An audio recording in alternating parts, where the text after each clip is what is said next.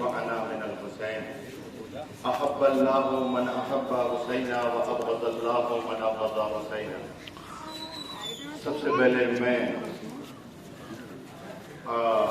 اس time پر شاشن اور پرشاشن کے لوگوں کا بہت بہت شکریہ ادا کرتا ہوں کہ جو اتنے انتظامات کے ساتھ اور اس حفاظت کے ساتھ اس جلوس کو برآمد کراتے ہیں، اور اسی کے ساتھ ساتھ تمام عالم اسلام اور ہندوستان میں رکھنے والے سب آزاد لوگوں کا شکریہ ادا کرتا ہوں کہ جو اس میں بڑھ چڑھ کے حصہ لیتے ہیں۔ رسول اللہ صلی اللہ علیہ وآلہ وسلم نے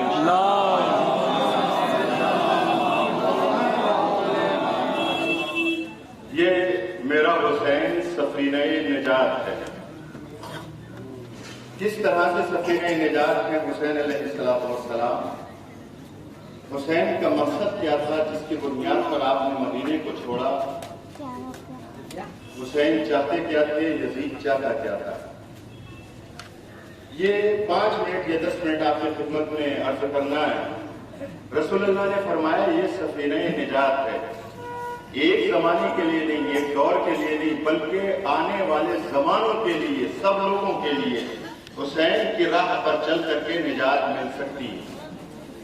یہاں پر مولانا رومی کی انہوں نے قصے کو لکھا، اس سے استفادہ کرتے ہوئے مولانا رومی بیان کرتے ہیں کہ ایک تاجر ہندوستان آیا ہے۔ جب ہندوستان کا اس نے سفر کیا، شروع کرنے والا تھا تو سب لوگوں سے ملا، میں تمہارے لیے کیا لے کر کے آؤں، ہندوستان کی کیا چیز تمہیں عزیز ہے، میں کیا لے کر کے آؤں؟ تو وہاں پر سب نے کچھ اپنی فرمائشوں کو رکھا۔ ایک طوطی اس کے گھر پہ پلی ہوئی تھی، اس نے اس سے پوچھا تو بتا تیرا کوئی پیغام یا تجھے کچھ وہاں سے چاہیے؟ تو طوطی کہتی ہے کہ جب تم ہندوستان جانا تو میرے جو چاہنے والے، میرے جو دوست ہیں وہاں پر، میرے جیسے لوگ ہیں جو پرندے ہیں، ان کو جا کر کے تمام طوطیوں کو میرا سلام کہنا، اور ادھر سے جو پیغام وہ دیں وہ لا کر کے مجھے دے دینا۔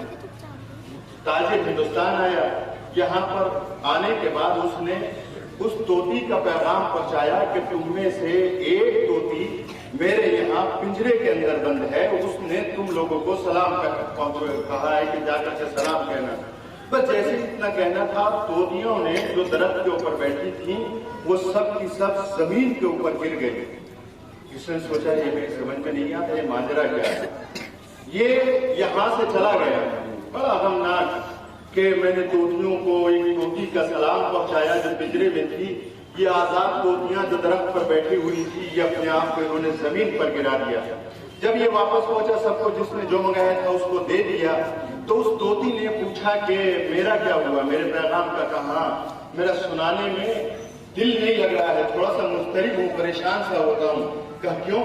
کہا اس لیے کہ جب میں نے تیرا سلام ہندوستان میں رہنے والی جو درخت پہ طوطیاں بیٹھی تھیں، آزاد طوطیاں تھیں، میں نے ان کو سلام پہنچایا کہ تمہارا ایک ساتھی پنجرے کے اندر موجود ہے اور اس نے تم کو سلام کہلایا ہے۔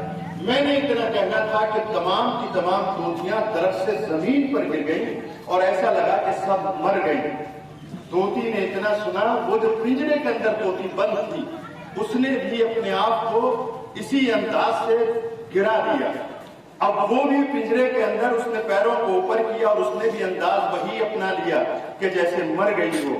اس نے سوچا کہ لو یہ پیغام میں نے ان کا، اس کو کیا پیغام ہے، اس کے اندر کیا سندیش ہے مجھے نہیں معلوم، لیکن یہ بھی مر گئی۔ یہ سوچنے کے بعد اس نے پنجرے کو کھولا، کھولنے کے بعد اس کو چھت پر پھینک دیا۔ جیسے ہی چھت پر گری وہ اڑ کر کے وہاں سے رخصت ہو گئی۔ اب یہاں سے ایک بات پتا چلا، اس چیز کا نتیجہ یہ نکلا، یہ سندیش جو اس نے سلام بھجوایا تھا، یہ کہنا یہ چاہ رہی تھی کہ میں قید خانے کے اندر محصور ہوں، مجھے قید کر لیا گیا ہے، میری رہائی کا کوئی کسی طرح کا بندوبست ہو سکتا ہے، تو ہندوستان کی طوطیوں نے پیغام بھیجا کہ اس طرح سے تم کرو، تمہیں نجات مل جائے گی۔ حسین علیہ السلام نے کربلا کے میدان میں اپنی قربانی دی۔ قربانی دینے کے بعد لوگوں کو، عالم اسلام کو، پوری دنیا کے آزاد لوگوں کو ایک پیغام دیا کہ اگر تم ظلم کے مقابلے میں لڑنا چاہتے ہو، اگر تم عدل کو قائم کرنا چاہتے ہو، اگر انسانیت کو قائم کرنا چاہتے ہو، تو دیکھو اس طرح سے فتح کیا جاتا ہے جیسے میں نے فتح کیا ہے۔ تو یہ پیغام تھا حسین علیہ السلام کا کربلا کے میدان میں۔ یہی وجہ ہے جب اس پیغام کو دنیا والوں نے لیا جو حسین علیہ السلام نے دیا تھا، اس لیے کہ دنیا کے یہاں پر ایک پیغام تھا کہ دشمن کے سر کو کاٹ لو، کسی کے اوپر قابض ہو جاؤ تو فتح ملتی ہے۔ حسین نے بتایا مقصد مہم ہے، اگر مقصد بچ جائے تو چاہے جان چلی جائے تمہاری فتح ہوتی ہے۔ جب اس پیغام کو حسین کے دنیا والوں نے لیا تو باپو گاندھی اسی سرزمین سے جب یہاں پر ظلم دوسرے لوگوں کا بڑھا، ہندوستان کی عوام پر ظلم کرنا شروع کیا، تو باپو گاندھی نے کہا کہ میں حسین کے راستے پر چل کر کے اگر تھوڑے سے افراد بھی ہوں گے تو جو حسین نے کیا فتح حاصل کرنے کے لیے میں کتنے ہی لوگوں کو لے کر کے نکلوں گا اور اس مظلوم عوام کو فتح دلاؤں گا۔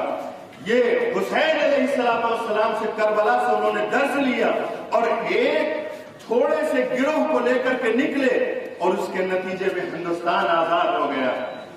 رابندر ناتھ ٹیگور نے کہا کہ اگر تم یہ چاہتے ہو کہ سچائی اور عدل زندہ رہے تو پھر فوجوں کی ضرورت نہیں ہے، اسلحے کی ضرورت نہیں ہے، حسین کے نقش قدم پر چلو۔ محمد علی جوہر نے کہا کہ دیکھو اسلام زندہ ہوتا ہے ہر کربلا کے بعد، یعنی ہر کربلا کے بعد، آج تو کربلا نہیں ہو رہی ہے، اس کا مطلب یہ ہے وہ کہنا یہ چاہتے ہیں ہر ذکر کربلا کے بعد اسلام زندہ ہوتا ہے۔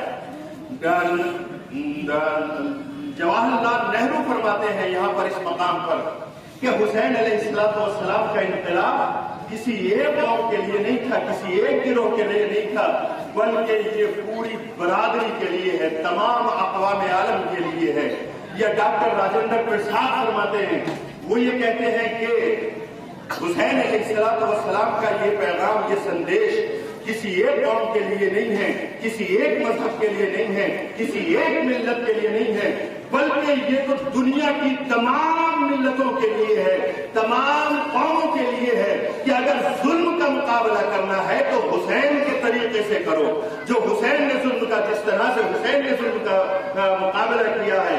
یا اسی طرح سے نیلسن منڈیلا وہ یہ کہتے ہیں کہ میں 20 سال تک قید میں رہا اور 20 سال قید کے بعد جب میں نے سوچا ایک مرتبہ تو دل میں یہ خیال آیا کہ ظالمین کے مقابلے میں اپنے آپ کو سرنڈر کر دوں، ان کے سامنے جھک جاؤں، ان کے ظلم کو برداشت کر لوں، لیکن جب میرے سامنے کربلا والوں کی تاریخ آئی تو میں نے اپنے دل کو قوی کیا اور قوی کرنے کے بعد پھر میں نے یہی اسی کام کو انجام دیا جو حسین نے جس کام کو انجام دیا تھا۔ میرے دل کو قوت حسین کے اس سندیش سے ملی، حسین کے ساتھیوں سے ملی، اور پھر دنیا نے دیکھا جو میں نے کیا۔ یہ آج کے اس دور میں ہمارے پردھان منتری یہیں پر کہتے ہیں ہندوستان کے اندر کہ آج کے زمانے میں حسین کے پوتر سندیش کو سارجنک کرنے کی سب سے زیادہ ضرورت ہے۔ تو یہ جلوس، یہ عزا، یہ جو ہم روڈوں پر نکلتے ہیں یا ہم کہیں پر جا کر کے حسین حسین کرتے ہیں، اس کا مقصد کچھ نہیں ہے۔ ہم بد امنی پھیلانا نہیں چاہتے ہیں، ہم امن قائم کرنا چاہتے ہیں۔ ہم دبے کچلے لوگوں کو بتانا چاہتے ہیں اگر تمہیں راہ حقیقت کو، انسانیت کو زندہ کرنا ہے، عدل کو باقی رکھنا ہے، حسین کے راستے کو اختیار کرو۔ اگر تم آزادی کو چاہتے ہو تو اس طریقے سے آزاد بنو جیسے حسین علیہ السلام تھے۔ اور حسین علیہ السلام نے اگر کوئی یہ کہے کہ حسین نعوذ باللہ بدامنی پھیلانے کے لیے نکلے تھے یا جنگ کے لیے نکلے تھے، نہیں، حسین نے دنیا میں امن قائم کرنے کے لیے اپنے چند ساتھیوں کو لے کر کے نکلے تھے۔ ادھر ایک ایسا شخص کہ جس کے درمیان میں نہ ماں کا کوئی رشتہ تھا نہ بہن کا کوئی رشتہ تھا، وہ تو یہ کہتا تھا کہ لعبت بنو ہاشم، بنی ہاشم نے یہ کھیل کھیلا تھا کہ یہ حلال ہے یہ حرام ہے، نہیں نہیں، کوئی حلال ولا نہیں ہے۔ ماں اور بہن اور بیوی اور بیٹی میں کوئی فرق نہیں ہے، ماں سے بھی وہی رشتے سمبند قائم کیے جا سکتے ہیں جو بیوی کے ساتھ ہو سکتے ہیں۔ یہ سندیش تھا اس کا، اور وہ یہ کہتا تھا کہ ماں بہن بیٹی کے درمیان میں اور بیوی کے درمیان میں کوئی فرق نہیں ہے۔ حسین علیہ السلام نے کہا کیا بات کرتا ہے یزید، بیوی اور بیٹی اور ماں اور بہن کے درمیان میں، سب کے درمیان میں ان کے کچھ حدود قائم ہیں۔ آج میں آزاد لوگوں سے یہ پوچھنا چاہتا ہوں، جہاں جہاں بھی ماں بیوی بیٹی کے درمیان میں اگر کوئی حدود قائم ہے، ماں ہے، ماں سے وہ کام نہیں لیا جا سکتا جو بیوی سے لیا جا سکتا ہے۔ اگر کسی کے یہاں پر ماں بیوی اور بیٹی کے درمیان میں فرق پایا جاتا ہے تو اس کو سلام کرنا چاہیے حسین علیہ السلام کو، اس لیے کہ یہ سندیش حسین کا ہے۔ یزید کا سندیش تو یہ تھا، یزید کا پیغام یہ تھا کہ ماں بہن بیٹی کے درمیان میں کوئی رشتہ نہیں ہے، اور اس نے یہ کام کر کے دکھایا، اپنی سوتیلی ماں کے ساتھ نکاح کیا۔ اور اس کے علاوہ اس نے بہت سی چیزوں کو کہا کہ لعبت بنو ہاشم نے کھیل کھیلا تھا، نہ کوئی فرشتہ آیا نہ کوئی وحی آئی، یہ تو سب بنو ہاشم کا کھیل تھا۔ اب میں اپنی برادری سے ذرا غور کریں، کتابوں میں پڑھیں، اور پڑھنے کے بعد حسین کے کردار کو دیکھیں، یزید کے کردار کو دیکھیں۔ حسین کیا چاہتے تھے، یزید کیا چاہتا تھا؟ یزید وہ ہے جو جام شراب کو ہاتھ میں لینے کے بعد کہتا ہے کہ یہ وہ شراب ہے جس کو میں نے نہ اطاعت خدا کے بدلے میں، نہ فرمانی مولا میں نے اس کو لیا ہے۔ اس سے جو جھاگ اٹھ رہے تھے، وہ کہتا ہے کہ یہ ایسا لگ رہا ہے جیسے حاجی خانہ کعبہ کا طواف کر رہے ہوں۔ اور اس کے علاوہ اس نے قرآن کی آیتوں کے ساتھ جو کھلواڑ کرنا شروع کیا، اس نے کہا کہ اللہ نے یہ کب کہا ہے کہ شراب پینے کے اندر کوئی تمہارے اوپر لعنت ہو، پھٹکار ہو، بلکہ اس نے تو یہ کہا ہے کہ اس میں گناہ ہے۔ لیکن نماز پڑھنے کے لیے اللہ نے کہا ویل للمصلین، نماز پڑھنے والوں پر اللہ کی لعنت ہو۔ وہ مذاق اڑا رہا تھا شریعت کا، وہ مذاق اڑا رہا تھا اسلام کا، وہ مذاق اڑا رہا تھا انسانیت کا۔ امام حسین آگے بڑھنے کے بعد کہا میں رسول کا نواسا ہوں، میں محمد عربی کا نواسا ہوں۔ میرے نانا نے اس دور میں جب باپ اپنی زندہ بیٹی کو جلا رہا تھا، جب باپ اپنی زندہ بیٹی کو گلا دبا کر کے زمین میں درگور کر رہا تھا، آنے کے بعد انسانیت کا درس دیا۔ انہوں نے بتایا کہ بیٹی کا احترام کیسے کیا جاتا ہے، یہ جلانے کے قابل نہیں ہے، اس کو زندہ درگور نہ کیا جائے۔ جب بار بار پر لوگ لڑتے تھے، میں اور میرے نانا نے کہا کہ نہیں، ہم کو لڑنا نہیں چاہیے، ہمیں انسانیت کے پیغام کو عام کرنا چاہیے۔ جو میرے نانا کا سندیش تھا، میں حسین بھی اسی سیرت میں اسیر ہوں، اور وہ پیغام تمہارے درمیان میں لے کر کے آیا ہوں۔ ہمارا مقصد بھی صرف اتنا ہے، اس کے ذریعے سے یہ جلوس کچھ نہیں ہے، یہ ایک پروٹیسٹ ہے، یہ ظلم کے خلاف ایک احتجاج ہے۔ یہ لوگوں کو بتانے کے لیے تم کو اگر زندگی چاہیے، تم اگر اسلام کے ماننے والے ہو، اگر تمہارے کلیجوں میں انسانیت باقی ہے، تو حسین علیہ السلام کے پیغام کو سمجھو، ان کے راستے پر عمل کرو۔ وآخر دعوانا الحمدللہ رب العالمین۔ لبیک یا حسین، لبیک یا حسین، لبیک یا حسین، لبیک یا حسین، لبیک یا حسین، لبیک یا حسین۔ انسان کو بیدار تو ہونے دو، انسان کو بیدار تو ہونے دو، ہر قوم پکارے گی ہمارے حسین۔ میں نہایت ادب و احترام کے ساتھ عالی جناب قبلہ و صحابہ مولانا فتح محمد صاحب کا شکریہ ادا کرتا ہوں، ہماری نفیس سی آواز پر لبیک کہی اور سرزمین واسطہ پر تشریف لے آئے۔ ہم پورے واسطے کی اور سے شاسن پرشاسن کا ہاردک سواگت ابھینندن وندن کرتے ہیں۔